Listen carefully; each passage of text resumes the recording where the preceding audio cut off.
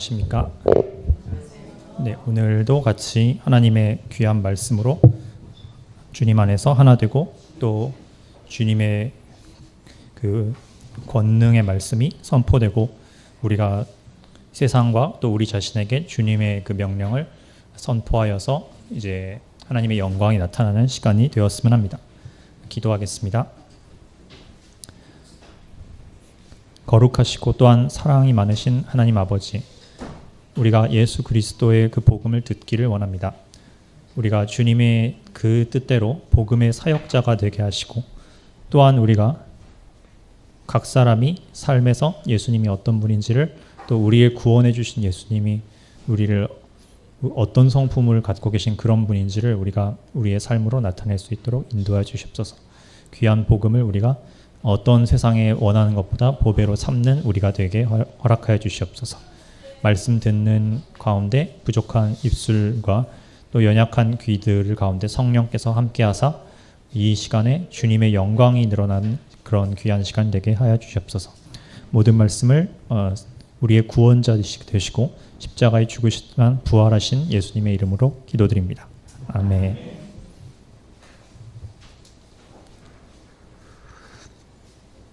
네, 저희 지난 시간에는 로마서가 어떤 책인지 그리고 로마서에 소개된 그 바울의 그 정직한 그의 소개, 이 복음이 무엇인가를 알려주는 이 바울의 짧은 요약을 우리 같이 보았습니다.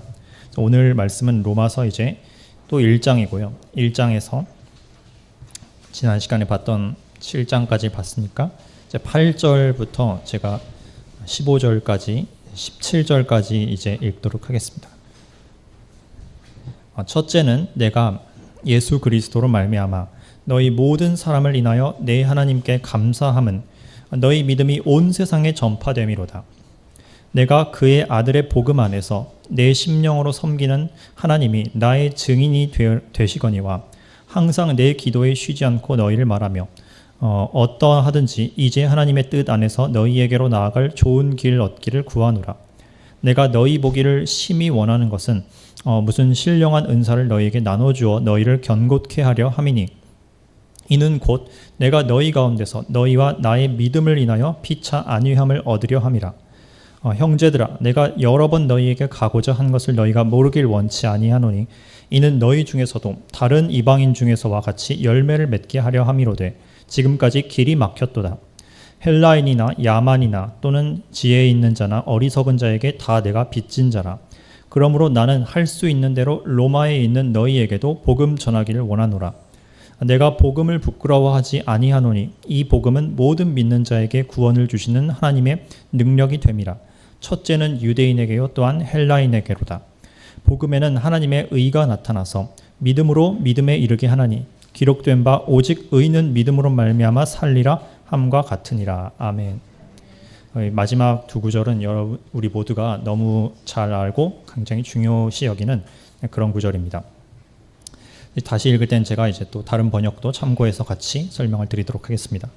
자, 바울은 이 상대적으로 여러 긴 책에 비해서는 로마서도 짧은 편이죠. 짧은 이 편지 안에도 굉장히 깊고 예수 그리스도의 모든 복음에 대한 그 내용들을 아주 낱낱이 우리에게 전달해 주고 있습니다. 그리고 이제 1절부터 해서 이제 이 7절까지 인사말 안에도 바울은 그 복음을 얼른 전하고 싶은 그 마음을 주체하지 못한 채 하나님의 복음의 핵심에 해당되는 모든 것들을 이제 전달하고 있죠. 그 복음의 목적, 그리고 이 복음의 내용이 무엇이고 이 복음이 가리키는 이 인격, 우리가 믿어야 할 그분 예수님이 누구신지, 그리고 이 복음을 믿는 때 우리가 어떤 태도로 순종함으로써 믿음을 받아들여야 되는지, 그리고 이 복음을 들었을 때 나타나는, 그걸 순종하고 받아들였을 때 나타나는 하나님의 그 축복과 은혜가 무엇인지 그 본질을 우리에게 가르쳐주고 있습니다. 그리고 이제 드디어 바울은 이 로마 사람들에게 이제 인사말을 시작하죠. 근데 이 로마 사람들은 어떻게 보면 바울과 아직 직접 만나보지 못했던 사람들입니다. 이 로마 교회는 이제 오순절날 이 디아스포라 유대인들이 예수를 믿으면서 처음 시작되었고 그들이 본토로 돌아가서 이제 자기네 나라에서 전도해서 세운 교회였기 때문에 바울이 직접 그들을 이제 보지는 못했었죠. 고린도 교회 같은 경우는 바울이 직접 세웠던 그런 친밀한 교회지만 로마에 있는 사람들은 바울 보기엔 어떻게 보면 잘 모르는 사람들이어서 바울도 그들을 잘 모르고 그들도 바울을 잘 모릅니다. 하지만 영 안에서 예수님을 통해서 이들은 서로 이미 형제가 되어 있죠. 그래서 바울은 자기가 모르는 사람들에게도 이와 같이 복음 안에서 예수 안에서 깊은 사랑과 뜨거운 그 목자의 그 따뜻한 마음을 품고 있었던 걸 봅니다. 이걸 보면서 저희들도 오늘날 많은 그리스도인들이 이 전 세계 곳곳에 흩어져 있는 것을 봅니다. 우리가 우리 교회를 이렇게 서로 친밀하게 알듯이 그런 우리가 모르는 지역에 있는 교회의 사람들을 일일이 다 알진 않습니다. 개인적으로 누가 누군지는 잘 알지 못합니다. 하지만 그럼에도 불구하고 영 안에서 예수 안에서 그리스도 안에서 성령 안에서는 그들 모두가 이미 형제가 되어 있기 때문에 우리는 우리가 얼굴을 보지도 못했던 사람들에게도 이 본능적인 이 성령에서 우러나오는 이 친밀감과 그 뜨거운 애정의 마음을 가질 수 있습니다. 바울도 그런 마음을 품었죠. 그래서 바울 입장에서는 그 자신의 마음이 어떠한지를 보여주어야 할 필요가 있었습니다. 왜냐하면 바울이 내가 누구인지를 알리기 전에 내가 복음을 너에게 전달해 주기 전에 내가 어떤 마음으로 사역을 하고 있는지 그리고 내가 너희를 향해서 품고 있는 이 뜨거운 사랑이 무엇인지를 그들에게 분명하게 진심되게 진솔하게 보여줄 필요가 있었습니다. 그래서 바울은 이 인사말을 통해서 오늘 전달된 인사말을 통해서 자신이 어떤 마음가짐으로 사역을 하고 있는지 그 사역의 태도를 보여줍니다. 다른 한편으로는 오늘 이제 하나의 주제라 할 수 있는데 이 바울의 편지 속에 10가지 정도의 올바른 사역자들이 갖는 그 본질적인 태도, 그 특징들을 우리에게 보여주고 있습니다. 자, 많은 사람들이 또 저를 포함해서 많은 분들이 이제 나름대로 말씀에 대해서 또는 뭐 하나님의 일에 대해서 사역을 한다라고는 합니다. 그런데 그 사역을 할 때 우리 모두가 항상 아주 순전한 마음으로 아주 영적인 마음으로 항상 그렇게 섬김을 하기란 사실 쉽진 않습니다. 우리가 섬기기는 하되 섬기는 가운데 우리 동기가 온전하게 순전하게 영적인 경우가 있고 꼭 그러지 못할 때가 있습니다. 그럴 때가 자주 섞여 있죠. 아마 사역을 하시는 분들이라면 이런 거에 대해서 조금 이제 자기가 이제 한번 돌아봐야 될 필요가 있을 것 같습니다. 사실 저를 포함해 모든 아마 이 세상에서 사역을 하시는 모든 분들이 이제 스스로에 대해서 아마 이 질문을 던져봐야 될 것입니다. 우리가 열심히 예수님을 믿고 또 예수님을 섬기는 일을 합니다. 이 섬김을 말하자면 이제 예배로 볼 수 있죠. 근데 하나님은 그 예배 가운데서 진실된 부분을 보기를 원하십니다. 즉 우리 마음가짐이 참된 마음과 참된 영에서 우러나오는 그런 예배이기를 바라십니다. 이것을 예수님께서 말하기를 예배하는 자는 무엇으로 예배한다고 했습니까? 이제 옛날 버전으로는 신령과 진정, 이제 좀 더 다른 번역으로는 영과 진리 안에서 우리가 예배를 해야 된다고 하죠. 섬김도 예배의 일종이기 때문에 우리가 정말 영 안에서 예배드리는지를 돌아볼 필요가 있습니다. 바울은 정말 이 영 안에서 예배하는 그 섬김의 그 일꾼의 아주 좋은 모본을 이제 사람들에게 보여주는 것 같습니다. 제가 이제 킹 제임스 버전으로는 이제 이 오늘 본문의 9절을 이렇게 한번 읽어보겠습니다. 내가 그분의 아들의 복음 안에서 내 영으로 섬기는 하나님께서 내 증인이 되시거니와 라고 바울은 당당하게 자신을 이제 소고합니다. 그러니까 바울은 정말 떳떳하고 하나님 앞에서 정말 영과 진리로 예배하고 섬기는 사람이었죠. 그래서 말하기를 신령으로 섬기는 또는 영 안에서 섬기는 즉 영적 예배를 드리는 그 바울의 태도를 이제 우리가 쭉 볼 텐데요. 자, 그러면 영 안에서 진정으로 예배하는 사람들, 즉 정말 신령과 진정, 영과 진리로 섬기는 그 사역자들의 이 특징들이 무엇일까요? 저 자신을 포함해서 오늘 이걸 통해서 한번 바울의 태도를 보고 그걸 거울 삼아 우리를 한번 돌아보는 시간을 먼저 가져보았으면 합니다. 자, 지난주엔가 아마 저희가 고린도 후서를 통해서 이 참된 일꾼, 참된 사역자의 그 특징에 대해서 우리가 이와 같이 배웠었죠. 고린도 후서입니다. 3장 3절 너희는 우리로 말미암아 나타난 그리스도의 편지니 이는 먹으로 쓴 것이 아니요 오직 살아계신 하나님의 영으로 한 것이며 또 돌비에 쓴 것이 아니요 오직 육의 신비에 한 것이라. 이게 무슨 말씀이냐? 자, 바울은 지금 과거 고대에 모세가 있었던 사역인 율법을 주던 그 율법의 사역과 성령 안에서 이루어진 새 언약의 사역을 지금 비교하고 있습니다. 이 새 언약이란 예레미야서 말씀과 에스겔서 말씀에 예언되어 있던 말씀으로 에레미야가 예언하기를 하나님께서 언젠가 돌판이 아니라 우리 마음판에 하나님의 법을 새겨주실 날이 올 것이라고 하였고, 에스겔은 예언하기를 하나님께서 우리 마음에 딱딱한 그 심장을 제거하시고 살처럼 부드러운 그 마음을 넣어주심으로 말미암아 우리가 이제는 예수 그리스도를 통해 의를 행할 수 있는 그런 상태로 거듭나게 해주실 것을 이 에스겔이 예언을 했죠. 이게 다 새 언약의 예언인데 이 일이 바울이 행하는 복음의 사역을 통해 성취가 되었다는 것입니다. 그리고 그 동일한 사역을 우리도 지금 감당하고 있죠.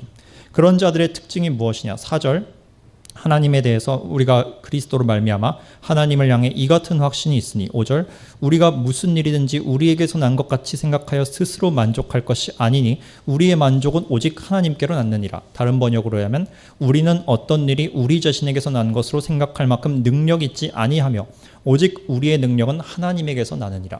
즉 이런 사역자들은 첫째 겸손하여서 이 새 언약을 이룰 우리 능력이 우리에게는 없고 오로지 하나님께서만 우리에게 능력을 주시며 우리가 오직 예수와 성령의 능력으로만 이 일을 할 수 있다는 분명한 겸손한 마음의 자각이 있다는 것이죠. 이런 자들은 또한 새 언약의 일꾼이라고 이제 6절에 나와 있습니다.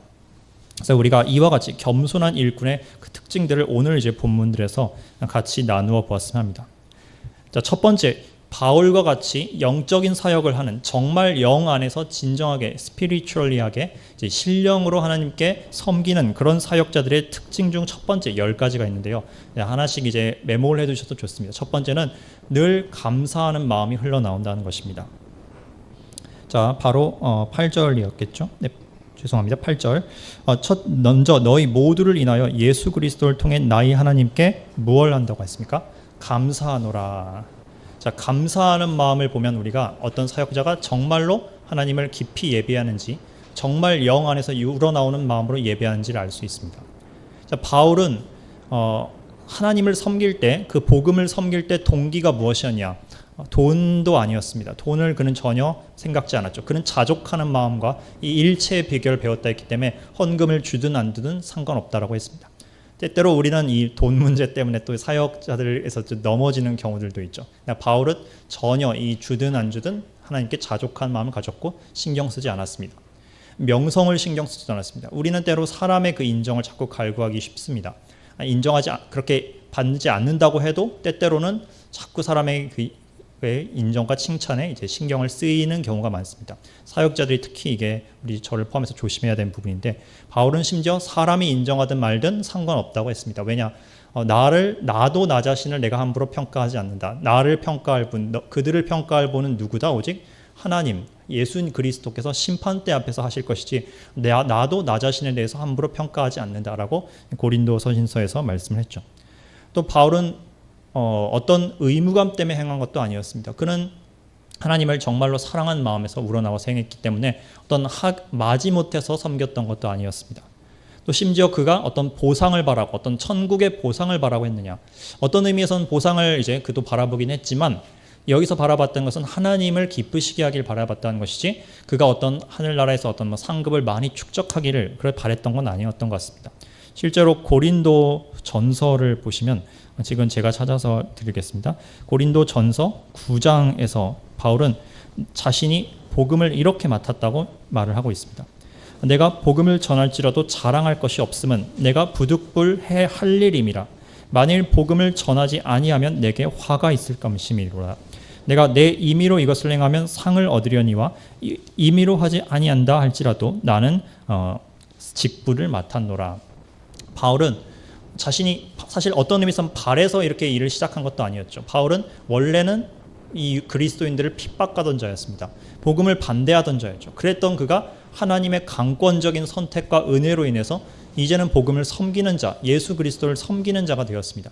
그렇기 때문에 바울에게 있어서 이 소명은 자신이 원해서 시작한 일이 아니라 하나님께서 주신 소명이자 부르심이자 사명이었던 것이죠. 그래서 바울의 그럼 참된 동기는 무엇이냐? 바로 하나님을 사랑하고 또 내 이웃을 사랑하는 마음 가운데서 정말 이 복음으로 사람을 살리기를 원하는 그리고 하나님께 영광 내기를 바라는 그 순수한 마음이 이 바울의 동기였습니다.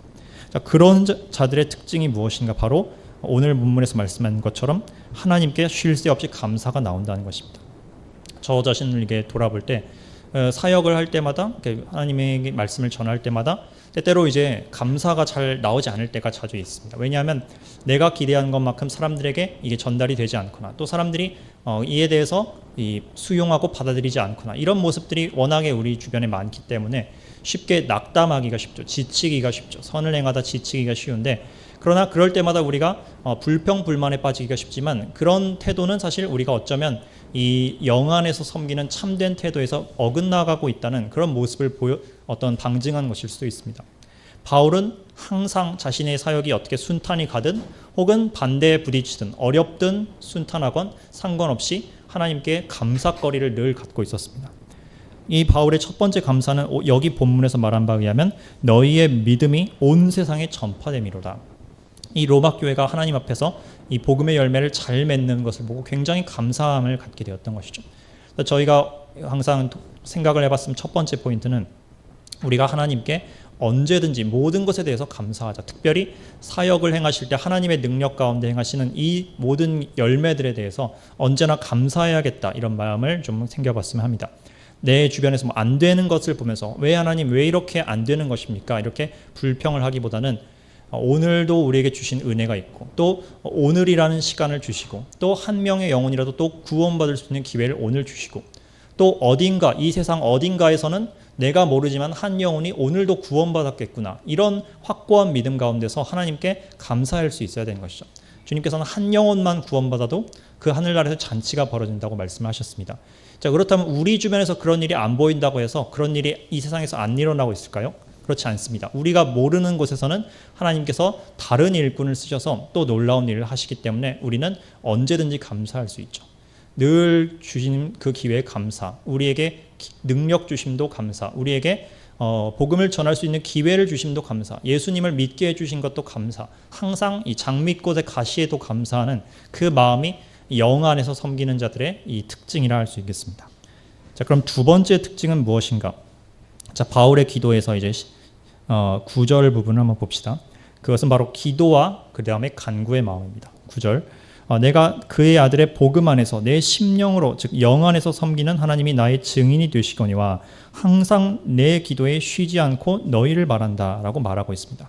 즉 바울은 이와 같이 하나님께 해주신 일들에 대해서도 항상 감사한 마음을 가졌지만 그렇다고 해서 하나님께서 아직 이루시지 않은 일들에 대해서 안일한 마음을 갖거나 해주셔도 좋고 안 해주셔도 좋고 이렇게 안일한 마음을 갖는 게 아니라 오히려 하나님 이 일을 꼭 이루어 주십시오, 이걸 긴밀히 신경 쓰면서 하나님께 매달리고 하나님께 부탁하는 그런 마음도 갖고 있었습니다. 자, 우리가 이 두 가지를 다 가져야 되는 것이죠.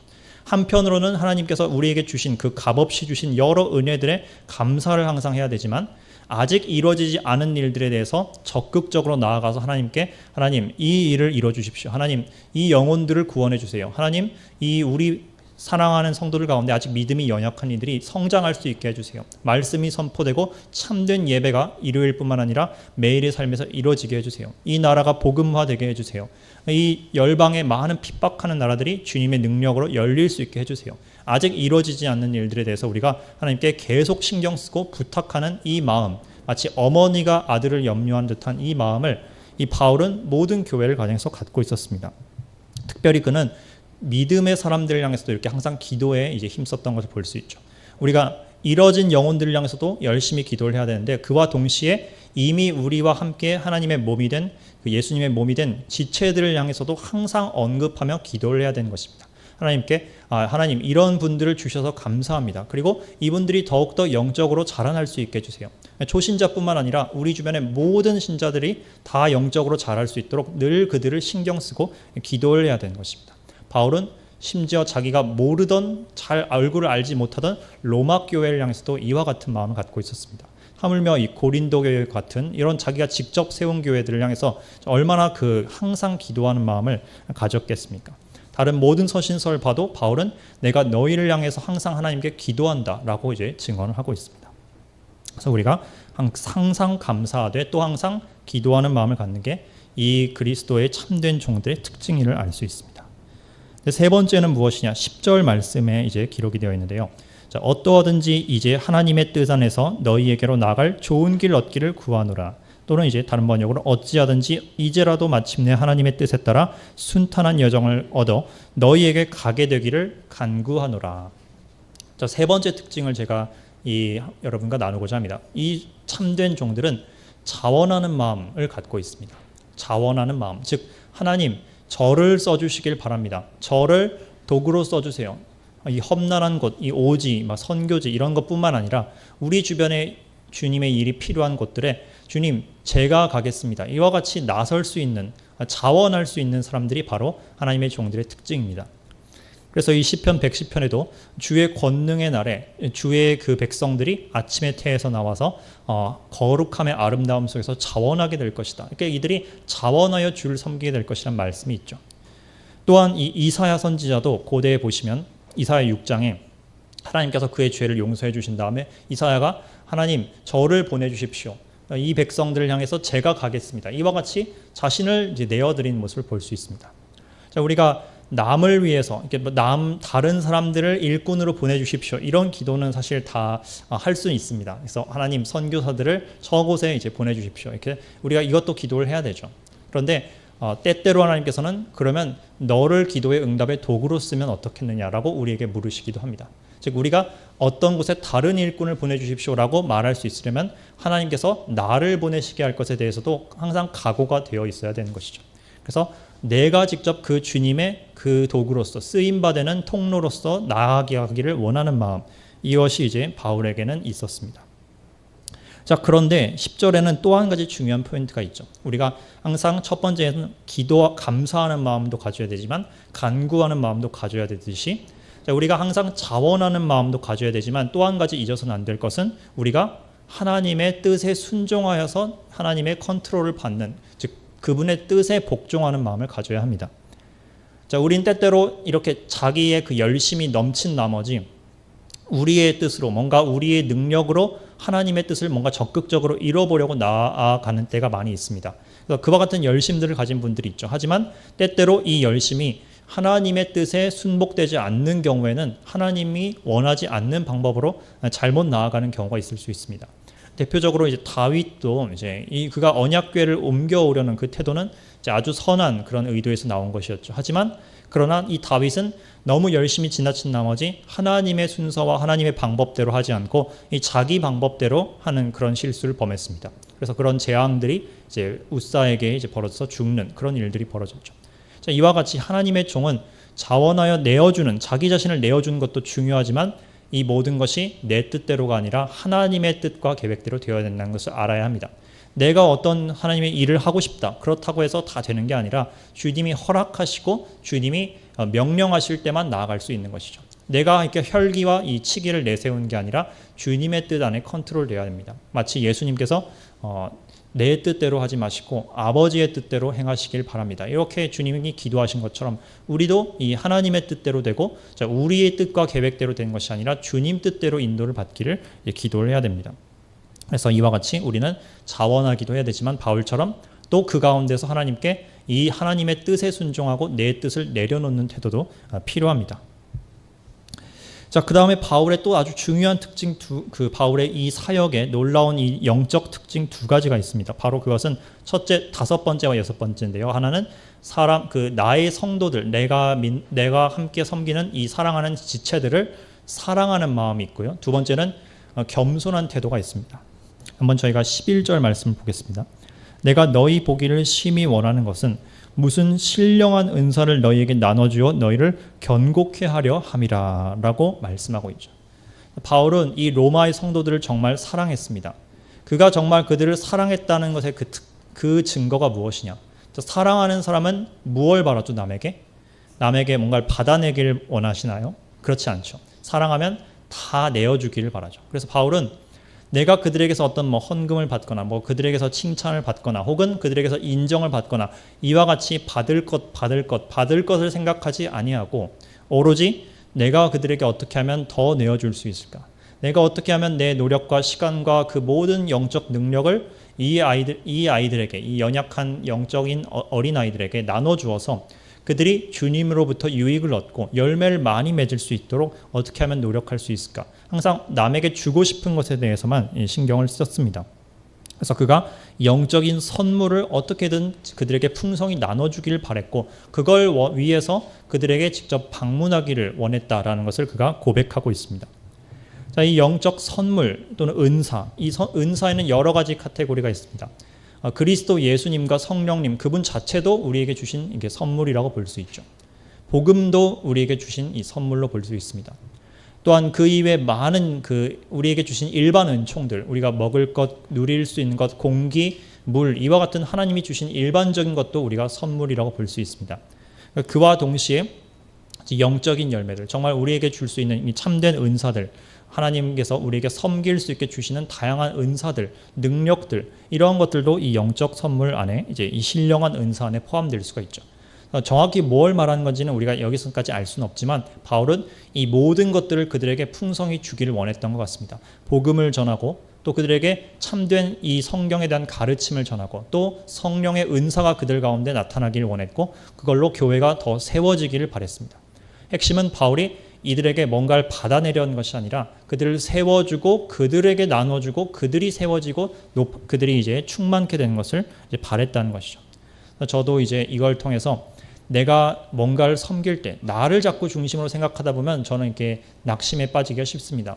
내가 어떤 성과를 거둬야겠다 이런 마음가짐으로 하다 보면 우리는 이 자꾸 열매를 맺지 못하는 경우가 많죠. 하지만 내가 오늘 이 섬김을 통해 어떻게 하면 주님께서 이 한 사람에게라도 그들이 정말 필요로 하는 하나님의 은혜를 그들이 누릴 수 있을까? 그들 입장에서 그들이 하나님께 충만케 되는 것, 이걸 바라는 마음으로 우리가 임하면 우리는 사랑 가운데서 정말 참된 섬김을 할 수 있습니다. 그와 동시에 우리가 또 가져야 할 태도는 무엇인가? 12절 말씀입니다. 로마서 1장 12절. 이는 곧 내가 너희 가운데서 너희와 나의 믿음을 인하여 피차 안위함을 얻으려 함이라. 또는 이제 다른 번역으로 이것은 곧 너희와 나 사이에 공통된 믿음으로 말미암아 내가 너희와 함께 위로를 받고자 함이라. 자, 우리는 겸손한 마음으로 섬겨야 합니다. 자, 겸손한 마음이라 함은 우리가 하나님께 대하여서 겸손한 마음도 가져야 됩니다. 그런데 동시에 어떤 이런 하나님께 겸손한 자들의 특징은 무엇이냐? 내 이웃과 특별히 나의 이웃, 나의 그 형제의 자매된 같은 그리스도인 성도들, 그들을 대해서도 우리가 굉장히 겸손한 마음을 갖게 된다는 것이죠. 바울은 말하기를 내가 너희들에게 다 줄게. 너희는 내가 필요해. 내가 공급하는 이 영적 은혜가 너희들에게는 절실하게 필요하니까 나는 수혜자고 너희는 그냥 받는 사람들이야. 이와 같이 어떤 이런 어떻게 보면 영적인 교만을 갖지는 않았었습니다. 오히려 바울은 말하기를 내가 너희들에게 너희 많은 선물을 주고자 가는데 그와 동시에 나도 너희가 믿는 그 참된 믿음으로 말미암아 하나님께 나도 은혜를 받고 너희로 말미암아 너희로 공급되는 그 하나님의 은혜를 나도 좀 누려보고자 한다라는 말을 여기서 하고 있는 것이죠. 즉 바울은 말하기를 로마 성도들이여 나는 당신들도 내게 있어서 필요한 사람입니다. 당신들도 나를 포함한 모든 교회를 세워주는 데 필요한 하나님의 귀한 지체들입니다. 우리가 이제 어떤 우열관계를 갖는 것이 아니라 바울도 그들에게 필요하고 그들도 바울에게 필요하다는 것을 바울은 인정해 주었던 것이죠. 그래서 제가 여기서 많은 찔림을 받았습니다. 때때로 우리가 어떤 은사를 받았을 때 또는 이제 어떤 재능을 받았을 때 내가 남들에게 베푼다라는 이 생각으로 쉽게 이렇게 교만해지게 빠지기가 쉽습니다. 하지만 하나님께서 말씀하시기를 이 하나님의 그 교회 안에 세워진 모든 일꾼들은 정말 이 스펄전 목사님 같은 아주 훌륭하게 세워진 시대의 일꾼이건 혹은 정말 그냥 이름 없이 작은 시골 교회에서 섬기시는 어떤 신실한 목사님이건 그 재능과 달란트의 크기와 상관없이 모두가 모두에게 서로에게 필요하다는 것입니다. 심지어 가장 그 뛰어난 그리스도인이라고 했던 그 바울조차도 이 로마 교회의 그 은혜를 그들을 통한 하나님의 은혜를 필요로 했던 것이라면 우리는 아무리 작아 보이는 성도들에게 하라 할지라도 그들을 통해서 나에게 주시는 하나님의 가르침이 있다는 것을 알아야 됩니다. 그분들의 설교가 좀 모자라다 느껴진다 이런 경우라 할지라도 어떤 다른 분들의 설교를 들을 때 그럼에도 불구하고 하나님의 말씀이 올바르게 전해지고 하나님의 진실이 전해지고 또 하나님의 권면이 전해지면 이것이 나에게 내 믿음 상태와 상관없이 반드시 필요한 것이라는 것을 알아야 되는 것이죠. 하나님은 작은 지체 하나를 통해서도 큰 지체에게도 은혜를 주실 수 있는 분입니다. 그런 겸손한 마음을 가져야 우리가 서로를 다 필요로 하는 연약한 존재구나라는 것을 알 수 있죠. 그래서 바울조차도 이와 같은 겸손한 마음을 가졌고 우리가 그만큼 다른 성도들을 통한 하나님의 은혜를 항상 겸손하게 인정할 줄 알아야겠습니다. 자, 그 다음으로 이제 바울이 가졌던 또 다른 특징들이 몇 가지 있었습니다. 그것은 바로 일곱 번째, 바울은 열매를 맺는 사역자였습니다. 13절 말씀입니다. 형제들아, 내가 여러 번 너희에게 가고자 하는 것을 너희가 모르길 원치 아니한다. 그래서 바울이 이전에도 이미 이 로마 교회 방문을 계획했지만 여건이 잘 마련되지 않았던 것 같습니다. 근데 그렇게 가고자 했던 이유가 무엇이냐? 이는 너희 중에서도 다른 이방인 중에서와 같이 열매를 맺게 하려 함이로되 지금까지 길이 막혔도다라고 말씀을 하고 있죠. 그래서 바울은 항상 이 사역을 할 때 그의 관심은 무엇이냐? 열매가 맺혀지느냐, 참된 열매가 맺혀지는가가 그의 늘 관심사였습니다. 그가 얼마나 인정을 많이 받고 또 얼마나 칭찬을 많이 받고 이런 게 관심사가 아니었던 것이죠. 오직 그 듣는 사람들의 마음에서 참된 열매가 맺히고 정말 그리스도의 영광이 높아지는 그 열매가 맺히는지 아닌지가 그의 사역의 이 오로지 한 가지 이 관심사였습니다. 우리가 열매를 여러 종류로 이렇게 설명해 볼 수 있습니다. 성령의 열매 9가지를 다 기억을 하시나요? 그와 같은 우리가 성령의 열매들이 있습니다. 첫째, 번역받은 본보다 좀 다르지만 사랑의 열매가 있죠. 사랑은 항상 제일이다 이렇게 말씀했죠. 사랑, 평강, 주님 안에서 평강, 그리고 이제 기쁨, 희락이라고도 얘기를 합니다. 그 다음에 이제 자비의 열매가 있고요. 믿음 또는 충성과 믿음을 이제 같은 번역을 아마 이제 같은 단어를 다른 번역을 한 것 같습니다. 그리고 부드러움, 그 다음에 온유함, 그 다음에 절제와 인내가 있죠. 오래 참음 또는 인내라고도 하고 절제, 이런 인내들이 있습니다. 이런 마음들이 있습니다. 이런 9가지 열매는 성령께서 거듭난 자들에게 주시는 열매들인 것이죠. 그뿐만 아니라 이런 열매들을 통해서 우리가 하나님이 받으실 만한 선한 행실들을 한 것, 이것도 주님 받으실 만한 열매로 볼 수 있습니다. 그 다음에 또 한 가지 중요한 열매가 무엇이냐? 바로 이와 같이 성화할 때 맺힌 열매들도 중요하지만 가장 먼저 그 전에 뭐가 맺혀야 됩니까? 구원받는 사람이 생겨야 되죠. 그래서 한 영혼이 지옥에 가는 그런 죄인의 상태에서 하나님의 왕국으로 옮겨져서 구원받는 상태로 옮겨지는 것, 이것이 하나의 열매로 볼 수 있습니다. 즉 영혼 구원의 열매, 그리고 그 구원받은 영혼이 매일의 삶에서 드리는 그 영적인 성령의 열매들, 이 모든 것이 바울이 말한 이 열매에 속하는 것입니다. 그가 원하는 것은 이 로마 교회에 가서 그 많은 그 교회와 또 그 주변에 있는 안 믿는 사람들에게 복음을 전하고 그를 통해서 새로운 회심하는 영혼들도 많이 생겨날 뿐만 아니라 그 회심한 사람들이 더욱더 열매를 많이 맺어서 하나님께 영광을 돌리게 하는 것을 원했던 것입니다. 그래서 우리 교회도 이것을 위해서 항상 기도합니다. 그래서 새로운 영혼들이 하나님 앞에 구원받기를 바라고 또 이제 이 배교왕이나 그런 영혼들이 다시 회개하여서 돌아오게 또 기도하고 또 이제 영적으로 아직 이제 어린 분들이 좀 더 성장해서 열매를 많이 맺기, 이런 것을 우리가 다 기도를 하는 것이죠. 이게 다 이 바울의 마음과 합한 이 하나님이 원하시는 그의 나라를 구하는 이런 기도라 할 수 있겠습니다. 자, 그리고 이런 열매를 맺고자 이제 바울이 나아간다고 했는데 14절에 보면 그의 8번째 마음가짐을 볼 수 있습니다. 14절, 헬라인이나 야만인이나 지혜 있는 자나 어리석은 자에게나 다 내가 빚진 자라. 자, 바울은 항상 이 빚진 마음을 갖고 있었습니다. 이 빚진 마음 또한 우리가 꼭 가져야 될 아주 중요한 사역자뿐만 아니라 모든 그리스도인들의 이 중요한 특징입니다. 자, 빚진 마음. 자, 무엇에 빚을 졌습니까? 제가 소설을 연재하는 그 디아툰이라는 사이트에 다른 만화 가운데 이제 복음에 빚진 사람, 그런 제목의 만화가 있더라고요. 그래서 복음에 빚진 사람, 어떤 목사님에 대한 그 어떤 일대기를 만화로 그린 것인데, 정말 이와 같이 바울처럼 복음에 빚진 자가 되는 삶이 이 사역자들에게서는 매우 중요하다 볼 수 있죠. 우리가 이 복음을 통해 누구에게 빚을 졌습니까? 먼저는 하나님께 빚을 졌죠. 우리가 10,000달란트 같은 엄청난 빚을 진 자들이었는데 하나님께서 이걸 다 탕감해 주시고 우리에게 사랑의 빚을 지어 주신 것이죠. 그래서 우리가 이 하나님께 은혜의 빚을 갖게 된 것입니다. 주님께서 우리 죄인들을 구원해 주셨고, 특별히 바울 같은 경우는 얼마나 이 극적인 회심을 했습니까? 얼마나 그토록 교회를 핍박했는데 그런 죄인 중에 괴수도 하나님께서 은혜로 구원해 주셔서 가장 열성적인 그 복음의 일꾼으로 바꿔주셨으니 얼마나 하나님께 빚진 마음을 갖게 되었겠습니까? 특별히 이 빚진 마음은 하나님께 대해서 1차적으로 갖지만 더 나아가서는 이제는 우리가 이웃에 대해서도 빚진 마음을 갖게 됩니다. 특별히 아직 구원받지 않은 사람들에 대해서 우리는 빚진 마음을 가질 수밖에 없습니다. 특별히 이 대상은 바울이 말하기를 그리스인 또는 야만인, 바바리인, 쉽게 말해서 문명인과 야만인 둘 다 말하고 있죠. 지혜 있는 자와 지혜 없는 자. 쉽게 말해서 이 세상의 모든 빈부, 이제 귀천 막론하고 인종, 성별, 나이 다 막론하고 모든 사람들이 우리가 복음에 대해서 빚진 자들이라는 것입니다. 그 모든 사람들이 우리가 나아가야 할 우리가 빚진 자들이 바로 그런 사람들이라는 것이죠. 하나님이 우리를 죄인됨에서 구원해 주셨다면 하물며 저 사람들도 얼마나 더 그 구원을 받아야 할 필요성이 있겠습니까? 또한 우리가 불에서 이렇게 건짐을 받았어요. 예를 들어서 예시를 들어봅시다. 우리가 어떤 불타는 집에서 건짐을 받았는데 저 집안에 아직도 사람들이 있습니다. 그럼 그 불타는 곳에서 우리가 사람들에게 외쳐야 되죠. 그들이 빨리 나올 수 있도록 다급하게 빚진 마음으로 외쳐야 되는 것입니다. 근데 하물며 우리는 너무도 이 빚진 마음이 부족한 경우가 많습니다. 이 절박하지 않은 경우가 많습니다.